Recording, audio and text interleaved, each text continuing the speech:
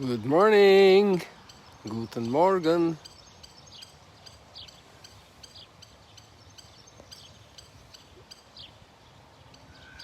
There's the sun coming, partially covered with cloud. This is almost maximum zoom in. It's amazing how the eye can see such detail, and we have this incredible equipment, these high-tech phones, so much programmed built-in intelligence. I would love to share with you the complete image of that the eye is picking up here, the nuance, the detail. But it's not so bad, we're not complaining or anything. It's just good, it's good. It's good. And today, in a certain sense, we have some readings that touch very much our identity here in Magdala and memories that people have. And of course, the overall message spans so much of our whole reality on this earth. Today, God is victor over death. And this is from the Book of Wisdom, a couple of centuries before Christ. This consciousness is very much developing in the heart of God's people.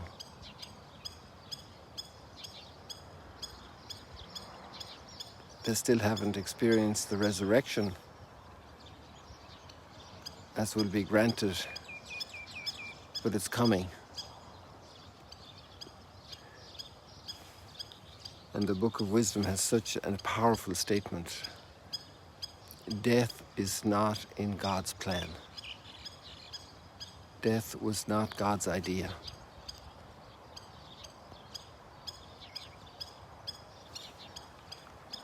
Just read that first reading of the Book of Wisdom. God did not make death.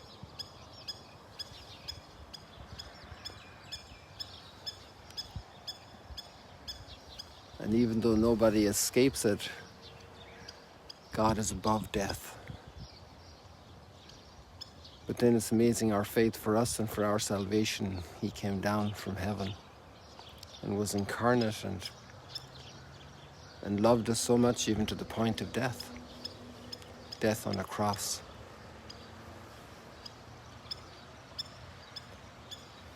God only wants our well-being, our wholeness.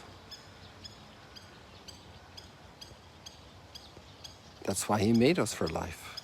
Can you imagine somebody building a tractor and crashing it? Well, actually, I knew somebody in Germany, God rest his soul, Mr. Plesov. I wonder how his wife and family are doing. I met them about, 32 years ago. And his job was to test crash new cars, to drive them at speed into a concrete wall. Well, that's part of the responsibility of a company providing services to test their product. I was very intrigued. It was the first time I had heard of that concept and how it works. And it's obviously a dangerous job as well. A lot of precautions have to be taken. But you don't build a Swiss watch to smash it. You don't build a car to smash it. You don't cultivate a garden to give you weeds. And God did not make death. God is the God of life, life in abundance. So it's really worthwhile reading this very powerful passage of a very late book in the Hebrew Scriptures. Well, actually, it's probably in Greek, in the Old Testament. Let's use that terminology in this context here. And it's a hugely delightful statement a statement of incredible consolation. Hey, how long ago was Pentecost? Look at all the red we had. It's fading now, it's gone almost. There's still a little left. There are probably still new buds to blossom. But the seasons keep moving and we've passed the summer equinox. Hey, look at the moon over the Mount Arbel. Right there over the tall palm tree.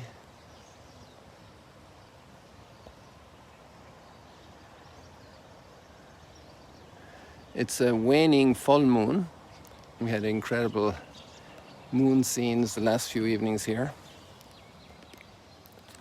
I want to take you inside because the art today speaks about,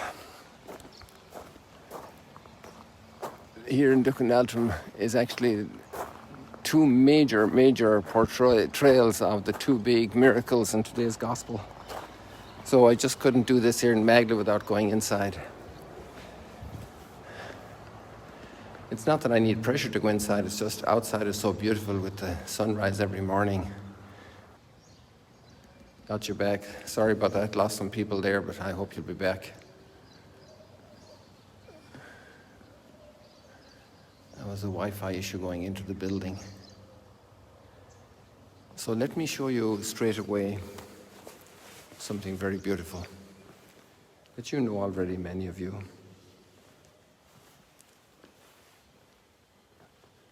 And this is our gospel today.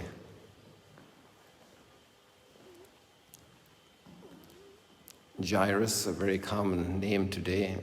I know many men here called Yair. It's the same name. Jairus is just the westernized language form of the name Yair. And there are a bunch of guides called Yair who do a great job here with pilgrims and visitors. And this is a mosaic, just to give you a background here, for those of you who are not familiar. This is a 160,000 piece Murano glass mosaic. The art is from Maria Jesus Ortiz de Fernandez. And she and her Chilean family live in Germany, near Jülich in Burg Ingelsdorf. There they have their studios. And she had made a huge contribution to Magdala. So here we have Jesus and Yair in his house with the mother of a little child. Well, anyway, Yair is the head of the synagogue according to Mark chapter 5, which we're reading in the gospel today. So we put our synagogue here that we found here in Magdala right here into the background, and other parts of the archaeological discoveries also, which we won't dwell on right now. And it's amazing, you see this. Let me show you little details here. Look at this is Murano glass, especially made for this art, for this mosaic. So anyway, the story goes that in Mark chapter 5 that Yair and his wife had a daughter who was 12 years old. Yesterday, my niece was married. And back in biblical times, this also is very symbolical because a 12-year-old girl was actually marriageable. But instead, she's very sick, deathly sick.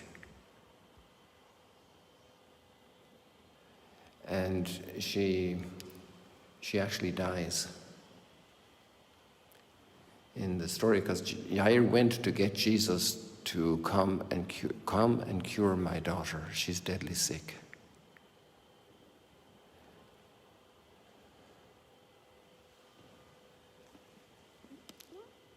And then Jesus is delayed because another woman touches Jesus' robes and she is healed from 12 years of bleeding. And the pilgrims often ask about the 12 and the 12, and surely they have meaning. They're not only the pilgrims, people throughout history have asked this question. And 12 also stands for the 12 tribes. It's a symbolic representation of God's chosen people. And in a way, Mark's gospel is presenting both of them as images for God's people who's not in its best form. This is a statement of the Gospels.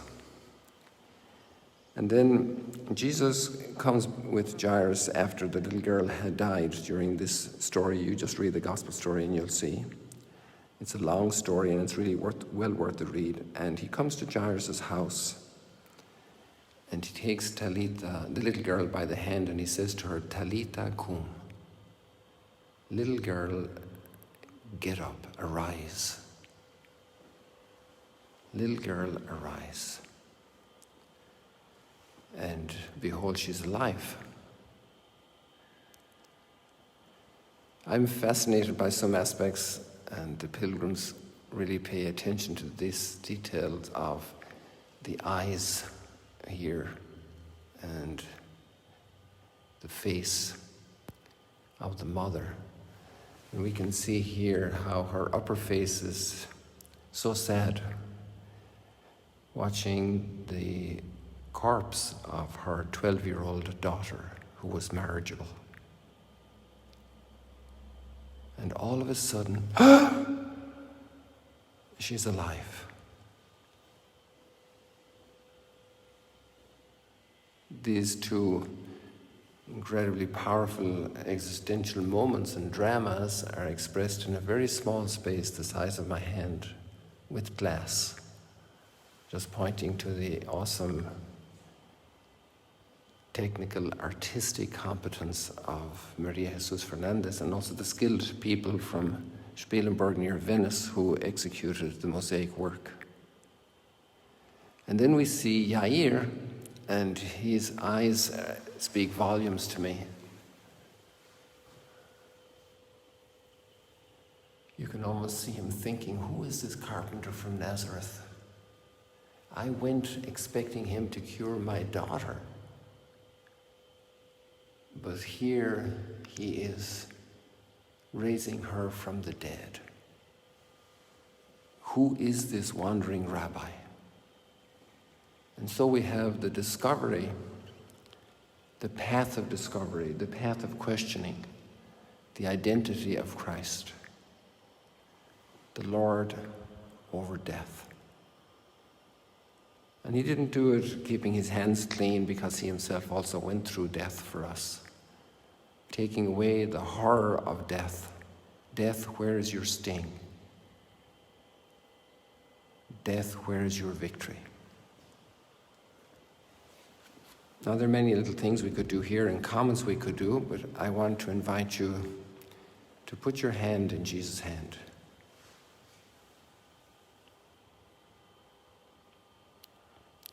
Jesus, thank you for holding my hand.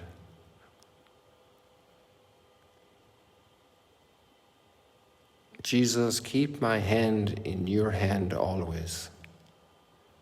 Never let it go.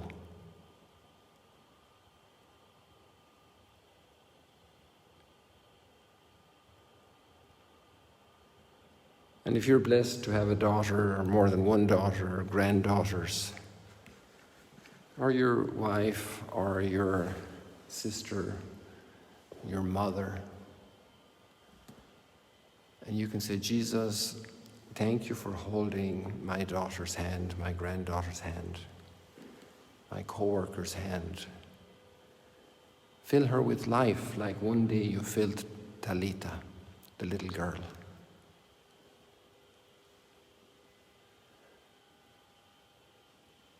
Fill her with life, with the fullness of life on the greatest day of her life, her eternal marriage day when she will be completely united in praise of the Almighty forever in heaven with all the angels and saints.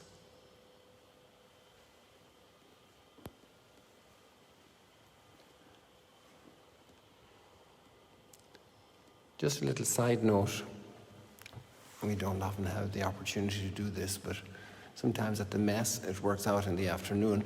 Look at the artwork on the wall.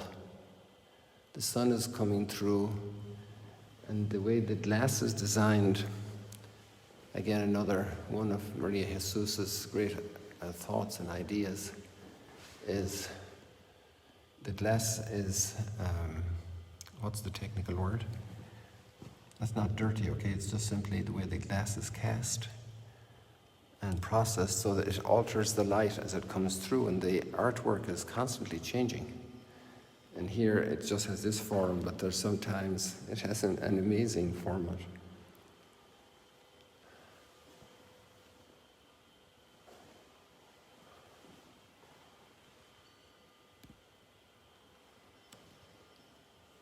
There we have a little bit of the sun coming through.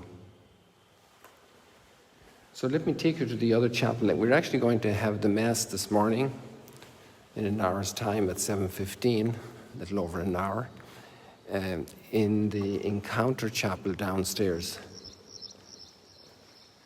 And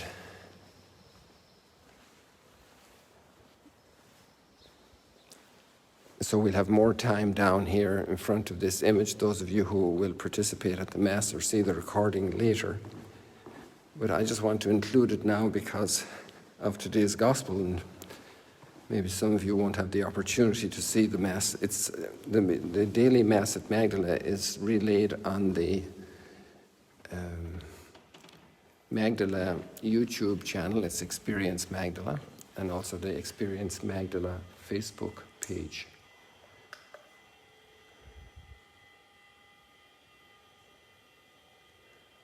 So here we are on the first century port level of Magdala, and this would correspond to the road we have outside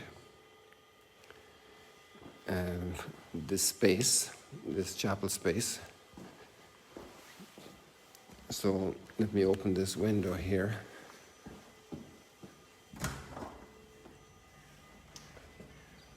So this is the port area of Magdala, just so you understand where we are. And then this chapel space is designed like our synagogue here in Magdala. That's the place where Jesus would have taught, in the synagogues of Galilee. That's where he met the people and revealed his glory. And then there were those like Jairus, the head of a synagogue somewhere in Galilee, rushed to find Jesus to come and cure his daughter. And when he came to ask Jesus, Jesus was on his way to his house, and then that's when this woman touches Jesus' garment and is immediately healed of 12 years of bleeding. We actually had a number of women who have come through over the years and have said that they had that condition. Apparently it's connected with this woman's monthly period, and sometimes it can be malfunctioning. And so she was continually bleeding, and she was obviously then very ill and weak. And she had given all her wealth, the Gospel says, to the doctors without any healing. And Daniel Cariola is also Chilean, and he's an amazing artist. And he has rendered this large portrait, this painting here on canvas, of just this section of the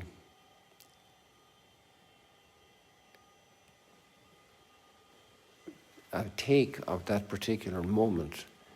And he studied, I think, about, I'm not sure, 12 or 20 women who were very ill and elderly in Chile to give us this hand. Now, there's one particular feature that he does in a special way, is the tip of her finger is painted as healed intentionally.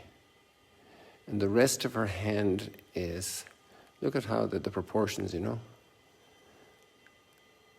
So this is gigantic, and yet it's not oppressively gigantic. It's just the proportions are so well done in an artistic way through the golden mean, which is the great criteria of creation, the proportion in creation, the design of so many creatures. And the great artists have understood this and produce marvelous art because of this, the great classical artist.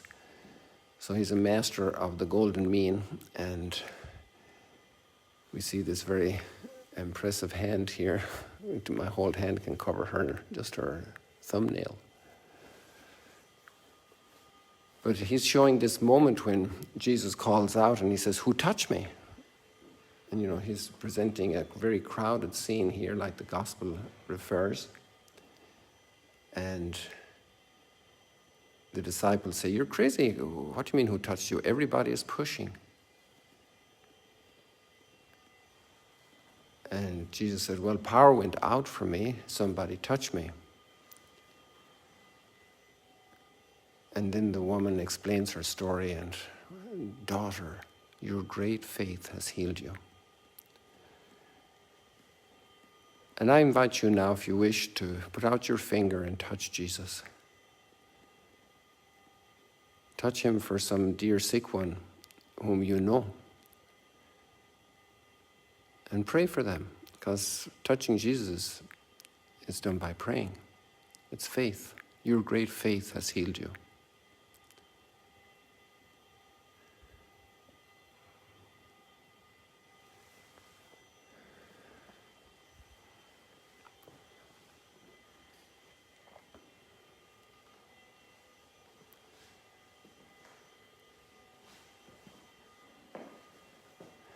Jesus, I believe in you. Jesus, I hope in you. Jesus, I love you. Thank you, Jesus. Jesus, I adore you.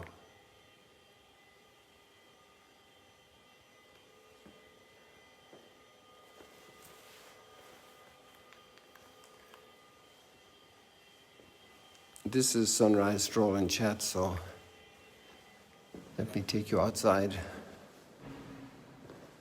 so we can conclude seeing how the sun is doing.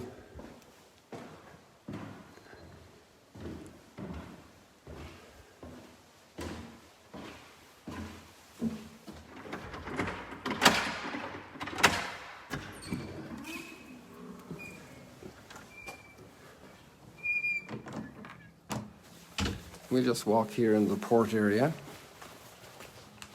This is the first century port, and here we have the first century road, which also continues inside underneath the encounter chapel. So here you have, I'm walking right now for you, so you can even take off your shoes and socks if you want to touch the stones. Who walked here 2,000 years ago. And many people, even Israelis, coming say, "Jesus." And I say, "Oh, I never say that because we lost all the videos." But the fishermen surely walked there. And many people say it's easier to say that Jesus walked here than that he didn't walk here. Hey, look at this doorway. This is like a threshold. I hadn't noticed this before. So there's a room here. That's the entrance to a room here at the port area. This is not excavated yet. I mean, it's excavated to this level, but not below this level.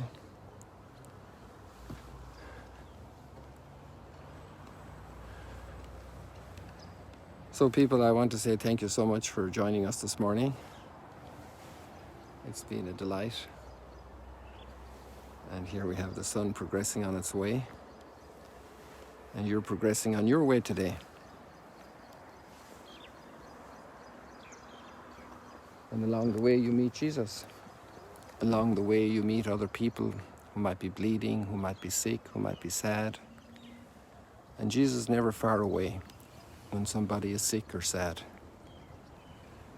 And you can be the person that helps to bring that comfort, that smile. Like St. Francis said, preach always, use words if necessary. So there's a lot of communication that we can do of God's love, even without speaking a word. And may you bring that solace and kindness and goodness to many people today. And may your faith grow and be blessed. and bear much fruit. See you later, alligators.